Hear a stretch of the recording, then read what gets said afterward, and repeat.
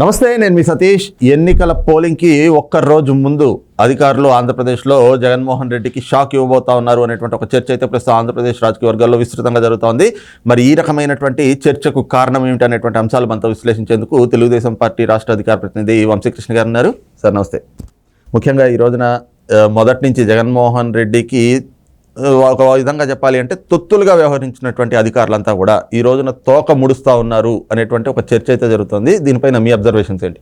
నా అబ్జర్వేషన్ ఏంటంటే, నిజంగా వాళ్ళు ఎవరైతే అధికారులు ఈ 5 ఏళ్ల పాటు నలిగిపోయి ఉన్నారు. నిజంగా అంటే కొంతమంది తొత్తులు ఉండొచ్చు, కానీ వాళ్ళు ఖచ్చితంగా ప్రెజర్ చేసి సిఐలు కానీ ఎస్ఐలు కానీ ఎస్పీలు కూడా కొంతమందిని ప్రెజర్ చేసి ఈ 5 ఏళ్ళు వాళ్ళు ప్రతిపక్షాల మీద కానీ వాళ్ళకి సంబంధించిన వ్యతిరేక వర్గాల మీద టార్గెట్గా పనిచేయడానికి వీళ్ళని వాడుకున్నారు. అయితే ఇప్పుడు ఒక క్లారిటీ వచ్చేసింది. రాష్ట్ర వ్యాప్తంగా ఉన్న అధికారులకి ఒక క్లారిటీ వచ్చేసింది. మీరు ఏదైనా గమనించండి, పోలీసులకి గవర్నమెంట్ ఆఫీసర్స్కి ముందుగా స్టేట్ యొక్క మూడ్ తెలిసిపోతూ ఉంటుంది. ఈరోజు రాష్ట్ర వ్యాప్తంగా వీళ్ళకి స్టేట్ మూడ్ అనేది తెలిసిపోయింది. అందుకనే వీళ్ళు ఎక్కడా కూడా వైఎస్ఆర్ కాంగ్రెస్ పార్టీని ఇంకా గద్దె దించడానికి మనం ఏమైనా సపోర్ట్ చేస్తేనే మేలు అనుకునే పరిస్థితికి అధికారులు కూడా వచ్చేశారు.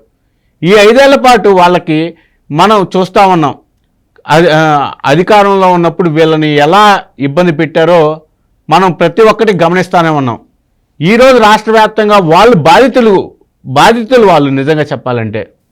కాకపోతే బాధితుల పక్షాన్ని నిలబడాల్సిన టైంలో కూడా వీళ్ళు నిలబడకపోవడం శోచనీయమే. కానీ ఈరోజు ఖచ్చితంగా రేపు ఎలక్షన్ ఉండనంగా ఈరోజు ఖచ్చితంగా అందరూ కూడా ఒకతాటిపైకి వచ్చి మనం బహిరంగంగానే చూస్తున్నాం, మీరు అధికారం వెళ్ళిపోయింది, వైఎస్ఆర్ కాంగ్రెస్ పార్టీకి మేము సపోర్ట్ చేసేది లేదు, ఈరోజు మేము ఒక స్వేచ్ఛాయుత వాతావరణంలో ఎన్నికలు జరిపించడానికి జనం యొక్క ఆమోదానికి మేము సపోర్ట్ చేస్తామనే విధంగా వాళ్ళ పరిస్థితి రావడం నిజంగా హర్షణీయం. ఈరోజు రాష్ట్ర వ్యాప్తంగా చంద్రబాబు నాయుడు గారు కానీ పవన్ కళ్యాణ్ గారు కానీ బీజేపీ పార్టీకి సంబంధించిన అభ్యర్థులను ఈరోజు గెలిపించడానికి ప్రజలు ముందుకొస్తున్నారు.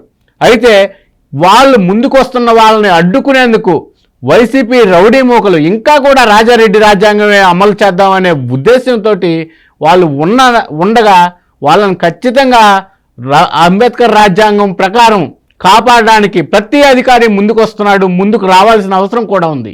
అంటే మనం జిల్లాల్లో చూస్తే ఇప్పటి వరకు అధికారులు నిష్పాక్షికంగా వ్యవహరించాలి, ఎన్నికల కూడమల్లో ఉన్న సమయంలో కూడా వాళ్ళు అధికార పార్టీకి అనుకూలంగా వ్యవహరించినటువంటి తీరు ఇంతకాలం చూసాం. కానీ నిన్నటి నుంచి ఎస్పీలు కలెక్టర్లు ప్రెస్ మీట్లు పెట్టి వైలెన్స్ జరిగేటువంటి ప్రమాదం ఉంది, మాకు ఇంటెలిజెన్స్ రిపోర్ట్లు వస్తున్నాయి, కాబట్టి ప్రతి ఒక్కళ్ళు కూడా సంఘ విద్రోహక శక్తులు ఎవరైతే ఉన్నారో ఇలాంటి చర్యలకు పూనుకోవడాన్ని మానుకోండి, ఆలోచనలు విరమించుకోండి అని చెప్పి హెచ్చరికలు జారీ చేస్తూ ఉన్నారు. బేసిక్గా ఇంటెలిజెన్స్ రిపోర్ట్ కూడా దీనికి సంబంధించి ఆల్రెడీ దానికి సంబంధించిన పోలీస్ ఆఫీసర్స్ కానీ ఎలక్షన్ కమిషన్కి కానీ ఇప్పటికే రిపోర్ట్ ఇవ్వడం జరిగిపోయింది.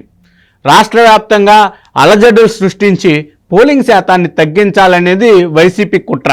బేసిక్గా ఇప్పుడు ఉన్న లెక్క ప్రకారం 75% పోలింగ్ కానీ దాటిందంటే తెలుగుదేశం పార్టీ కానీ జనసేన కానీ బీజేపీ పార్టీకి సంబంధించిన అభ్యర్థులు 165 కంటే ఎక్కువ గెలిచే అవకాశం ఉందనేది ఒక విశ్వసనీయ సమాచారం. ఈ సమయంలో ఖచ్చితంగా లాస్ట్లో ఉద్రిక్తతలు ఉండడం కరెక్ట్గా అదే జరిగితే మాత్రం ఓటింగ్ శాతం తగ్గుతుంది. ఓటింగ్ శాతం తగ్గినప్పుడు ఏంటంటే ప్రభుత్వ వ్యతిరేక ఓటు కొంచెం తగ్గే అవకాశం ఉంటుంది. ఈరోజు బయటికి రాలేదు, ఉద్రిక్తతలు ఉంటే రాము అనుకునే వాళ్ళంతా కూడా న్యూట్రల్ ఓటర్లు ఎక్కువ ఉంటారు. వీళ్ళ శాతాన్ని తగ్గించినప్పుడు ఏంటంటే ఖచ్చితంగా వైసీపీకి లాభం అవుద్ది.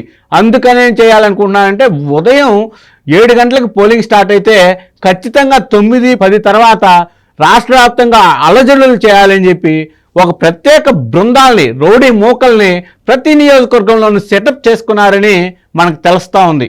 మనం అందుకనే తెలుగుదేశం పార్టీ సానుభూతి పరులైతే కానీ న్యూట్రల్ ఓటర్లు అయితే కానీ రాష్ట్ర వ్యాప్తంగా ప్రతి ఒక్కరూ కూడా ఉదయాన్నే 6 గంటల నుంచి 9 గంటల 10 గంటల లోపే మీ పోలింగ్ని ఆల్మోస్ట్ నమోదు చేయండి అని కాబోయే ముఖ్యమంత్రి చంద్రబాబు నాయుడు గారు కూడా ఇప్పుడే ఆల్రెడీ చెప్పిన పరిస్థితి మనం చూస్తా ఉన్నాం. కాబట్టి ప్రతి ఒక్కరు ముందే తెలుసుకోండి, ముందే ఉదయాన్నే ఓటింగ్ నమోదు చేసుకోండి అని మేము కూడా కోరుతున్నాం. అధికారులు కూడా పటిష్టమైన బందోబస్తుని ఏర్పాటు చేస్తా ఉన్నారు. ఈ రౌడీ ముక్కల్ని అడ్డుకునేందుకు కేంద్రం నుంచి కూడా బలగాలు ఇప్పటికే చేరుకున్నాయి. రాష్ట్ర వ్యాప్తంగా స్వేచ్ఛాయుత వాతావరణంలో ఈ ఎన్నికలు జరుగుతాయని మనం కూడా ఆశిద్దాం. అయితే ముఖ్యంగా అధికారుల్లో ఈ మార్పు ముఖ్యంగా డీజీపీ మార్పుతోటే మొదలైంది అన్నటువంటి చర్చ కూడా జరుగుతుంది. దాని మీద ఏం చెప్తారు? డీజీపీ మార్పు అనేది అతను మనం చూస్తా ఉన్నాం. ఈ కసిరెడ్డి అనే వ్యక్తి తన జగన్ రెడ్డి కోసం ఎంతగా ఈ 5 ఏళ్ళు ఆయన ఎన్నిక ముందు సవాంగ్ గారి తర్వాత వచ్చిన తర్వాత ఆల్మోస్ట్ 3.5 ఏళ్ల పాటు ఆయన ఏం చెప్తే ఆయన చేయడం కరెక్ట్గా చేస్తూ వచ్చాడు. ఆ క్రమంలోనే ఈ మధ్య జరిగిన ఈ గలాటాలకి గొడవలకి కారణం డీజీపీ అనే కారణంతో ఎలక్షన్ కమిషన్ ఆయన్ని పక్కన నెట్టేసింది. ఈరోజు రాష్ట్ర వ్యాప్తంగా కూడా డీజీపీ మారిన తర్వాత శాంతి భద్రతలు కంట్రోల్లోకి వచ్చాయని చెప్పి ఎస్పీలు వీళ్ళు కూడా చెప్పడం మనం చూస్తూ ఉన్నాం. అదే కాకుండా డబ్బు కూడా పెద్ద ఎత్తున పట్టుబడతా డబ్బు కూడా పెద్ద ఎత్తున వస్తూ ఉంది. బేసిక్గా జగన్మోహన్ రెడ్డి ఓటుకు 10,000 పంచాలనే ఒక విధానంతో ఇప్పటికే డబ్బులు చాలా వరకు సర్దేశాడు. ఇంకా కూడా చేర్చే విధంలో ఈరోజు మనకు పట్టుబడుతున్న పరిస్థితి మనం చూస్తున్నాం. అధికారులు కూడా ఏంటంటే అధికారులకి మూడు తెలిసిపోతుంది కాబట్టి ఖచ్చితంగా వీళ్ళని అడ్డుకోకపోతే ఇంకా ప్రమాదం ఏమైనా వస్తుందేమో అని వాళ్ళే స్వయంగా ఈ అధికారులకి ఒకరు చెప్పాల్సిన పని లేదు. డీజీపీ గారు వచ్చి సిస్టమ్ని కంట్రోల్ చేస్తున్నారు అంతే. ఆయన సిస్టమ్ కంట్రోల్ చేయడం ఇప్పుడు వచ్చిన హరీష్ గారు ఎలాగైనా కూడా సిస్టమ్ని కంట్రోల్లో పెట్టుకొని ప్రతి చోట కూడా ఈ ఉద్రిక్త వాతావరణాలు లేకుండా ఎన్నికలు సజావుగా జరిగేలాగా ప్రతి ఒక్కరికి ఒక ఇన్స్ట్రక్షన్ ఇవ్వాలని కూడా ప్రతి ఒక్కరు అంటున్నారు. ముఖ్యంగా న్యూట్రల్ ఓటర్స్ కానీ మిగతా ఎవరైతే ఉన్నారో ఈరోజు ఎండల కారణంగా కొంతమంది బయటికి రాలేని పరిస్థితి కూడా ఉంటుంది. సాయంత్రం పూట కూడా వాళ్ళు వచ్చేదానికి అవకాశం కల్పించేలాగా వాళ్ళకి ఎటువంటి ఇబ్బందులు కలగకుండా పోలీసు రంగం ఖచ్చితంగా కరెక్ట్ చర్యలు తీసుకోవాలని చెప్పి ప్రతి పార్టీ కూడా ఈరోజు కోరుతా ఉంది. ఓకే, థ్యాంక్ యూ వంశీ గారు. Thank you.